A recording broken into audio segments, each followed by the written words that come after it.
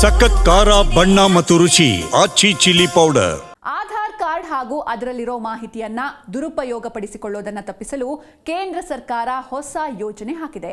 ವ್ಯಕ್ತಿಯ ಆಧಾರ್ ನಂಬರ್, ಹೆಸರು, ವಿಳಾಸ, ಮಾಹಿತಿ ಕಾಣದ ಹಾಗೂ ಫೋಟೋ ಹಾಗೂ QR ಕೋಡ್ ಮಾತ್ರವೇ ಕಾಣುವ ಕಾರ್ಡ್ ತರಲಿದೆ. ಡಿಸೆಂಬರ್ ತಿಂಗಳಲ್ಲೇ ಹೊಸ ಆಧಾರ್ ಕಾರ್ಡ್ಗಳ ವಿತರಣೆ ಶುರುವಾಗುವ ಸಾಧ್ಯತೆ ಇದ್ದು, ಡೀಟೇಲ್ಸ್ ಹೀಗಿದೆ.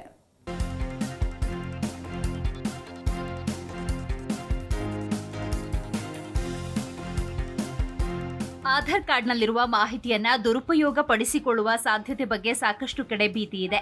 ಈ ಹಿನ್ನೆಲೆಯಲ್ಲಿ ಆಧಾರ್ ಭದ್ರತೆಯನ್ನು ಹೆಚ್ಚಿಸುವುದಕ್ಕೆ ಮತ್ತು ವೈಯಕ್ತಿಕ ಮಾಹಿತಿ ದುರ್ಬಳಕೆಯಾಗಬಹುದು ಅನ್ನುವ ಭಯ ಹೋಗಲಾಡಿಸಲು ಕೇಂದ್ರ ಸರ್ಕಾರ ಹೊಸ ಕ್ರಮ ತೆಗೆದುಕೊಳ್ತಾ ಇದೆ. ಆಧಾರ್ ಕಾರ್ಡ್ನ ಸ್ವರೂಪದಲ್ಲಿ ಬದಲಾವಣೆ ಮಾಡಲು ಯೋಜಿಸಿದೆ. ಸರ್ಕಾರ ಮಾಡಿರುವ ಪ್ರಸ್ತಾಪದ ಪ್ರಕಾರ ಆಧಾರ್ ಕಾರ್ಡ್ನಲ್ಲಿ ವ್ಯಕ್ತಿಯ ಹೆಸರು, ವಿಳಾಸ ಕಾಣದಂತೆ ಮಾಡಲಾಗುತ್ತೆ. ಆಧಾರ್ ನಂಬರ್ ಕೂಡ ಕಾರ್ಡ್ನಲ್ಲಿ ಕಾಣುವುದಿಲ್ಲ. ಆ ಕಾರ್ಡ್ನಲ್ಲಿ ಕೇವಲ ವ್ಯಕ್ತಿಯ ಫೋಟೋ ಮತ್ತು QR ಕೋಡ್ ಮಾತ್ರ ಕಾಣುವಂತೆ ಇರುತ್ತೆ. ಇಂತಹದೊಂದು ಕ್ರಮ ಜಾರಿಗೆ ತರುವುದಕ್ಕೆ UIDAI ಚಿಂತಿಸಿದೆ.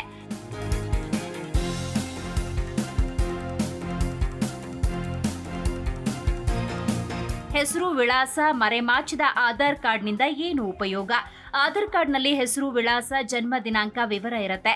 ಇದನ್ನ ದುರುಪಯೋಗ ಪಡಿಸಿಕೊಳ್ಳುವ ಅವಕಾಶ ಇಲ್ಲದಿಲ್ಲ. ಇದನ್ನ ತಪ್ಪಿಸೋದಕ್ಕೆ unique identification authority of India UIDAI ಈ ಪ್ಲಾನ್ ಮಾಡಿದೆ. ವರದಿಗಳ ಪ್ರಕಾರ ಮುಂದಿನ ತಿಂಗಳು ಡಿಸೆಂಬರ್ನಲ್ಲೇ ಆಧಾರ್ ಕಾರ್ಡ್ ವಿತರಣೆ ಕಾರ್ಯ ಶುರುವಾಗಬಹುದು.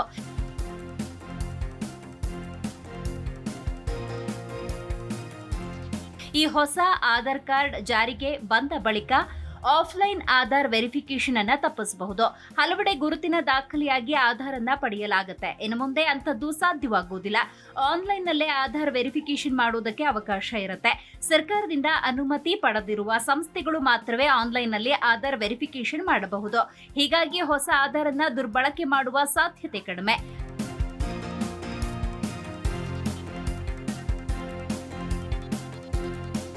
ಪ್ರಸ್ತಾಪಿಸಲಾಗಿರುವ ಹೊಸ ಆಧಾರ್ ಕಾರ್ಡ್ ನೋಡಲು ಸರಳವಾಗಿರುತ್ತೆ.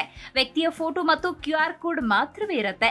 ಹೆಸರು, ವಿಳಾಸ, ಆಧಾರ್ ನಂಬರ್ ಇವೆಲ್ಲವೂ ಆಧಾರ್ ಡಾಟಾಬೇಸ್ನಲ್ಲಿ ಇರುತ್ತೆ.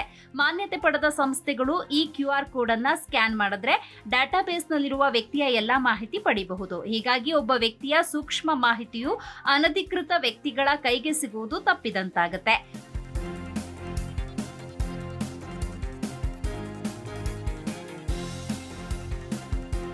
UIDAI ಜಾರಿಗೆ ತರಲಿರುವ ಈ ಕ್ರಮ ಆಧಾರ್ ಕಾಯ್ದೆಗೆ ಪೂರಕವಾಗಿದೆ. ಒಬ್ಬ ವ್ಯಕ್ತಿಯ ಆಧಾರ್ ನಂಬರ್, ಬಯೋಮೆಟ್ರಿಕ್ ಡಾಟಾ ಪಡೆಯುವುದು, ಸಂಗ್ರಹಿಸುವುದು ಮಾಡಬಾರದು ಎಂದು ಆಧಾರ್ ಕಾಯ್ದೆ ಹೇಳುತ್ತೆ. ಹೀಗಾಗಿ QR ಕೋಡ್ ಮತ್ತು ಫೋಟೋ ಮಾತ್ರವೇ ಇರುವ ಆಧಾರ್ ಕಾರ್ಡ್ ಅನ್ನ ತರಲಾಗ್ತಾ ಇದೆ. ಆಧಾರ್ ವೆರಿಫಿಕೇಶನ್ ಮಾಡುವಾಗ ವ್ಯಕ್ತಿಯ ಅನುಮತಿ ಪಡೆಯುವುದು ಕಡ್ಡಾಯ. ಇಲ್ಲದಿದ್ದರೆ 1 ಕೋಟಿಯವರೆಗೂ ದಂಡ ಕಟ್ಟಬೇಕಾಗತ್ತೆ. OTP, finger print, iris scan ಇತ್ಯಾದಿ ವಿಧಾನಗಳಿಂದ ಸಮ್ಮತಿ ಪಡೆದೇ ಆಧಾರ್ ವೆರಿಫಿಕೇಶನ್ ಮಾಡಬೇಕು ಅನ್ನೋ ನಿಯಮ ಇದೆ. Desk bureau, G Kannada news.